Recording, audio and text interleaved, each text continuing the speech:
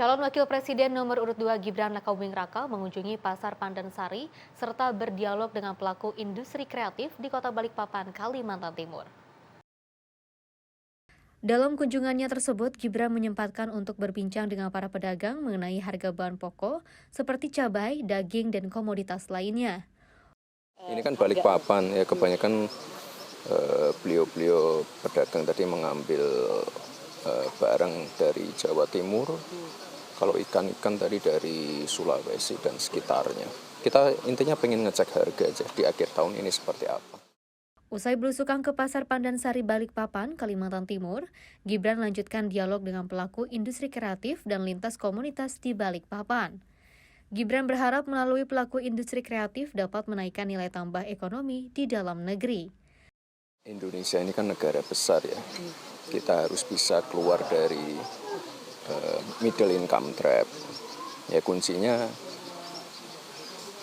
ini menaikkan nilai tambah di dalam negeri. Makanya kan sekarang kita fokus yang namanya pemerataan pembangunan yang tidak lagi Jawa sentris.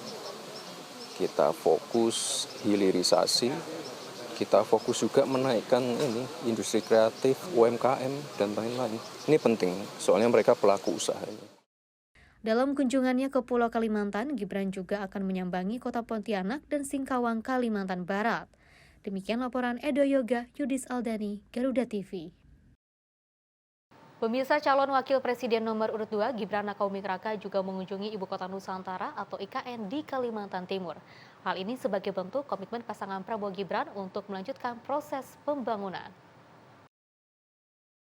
Dalam kunjungannya ke IKN, Gibran langsung bertolak ke titik 0 km Ibu Kota Nusantara, serta ditahbiskan sebagai warga kehormatan Dayak. Disimbolkan dengan pemakaian baju adat khas suku Dayak, beluko, kalung manik, dan juga mandau.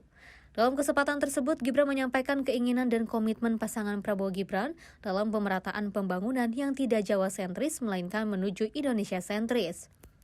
Lebih lanjut, Gibran menyebutkan pembangunan IKN sebagai simbol transformasi pembangunan di Indonesia.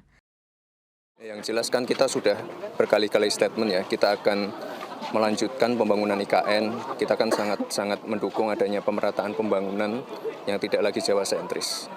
Intinya itu.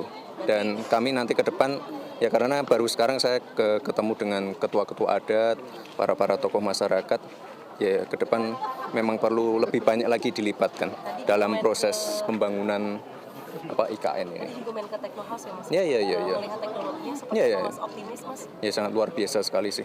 Ya dari penggunaan misalnya tadi ada di rumah tadi ada kayak semacam bukan smart home, terus ada kalau di traffic juga ada kayak misalnya panic button dan lain-lain. Macam-macam.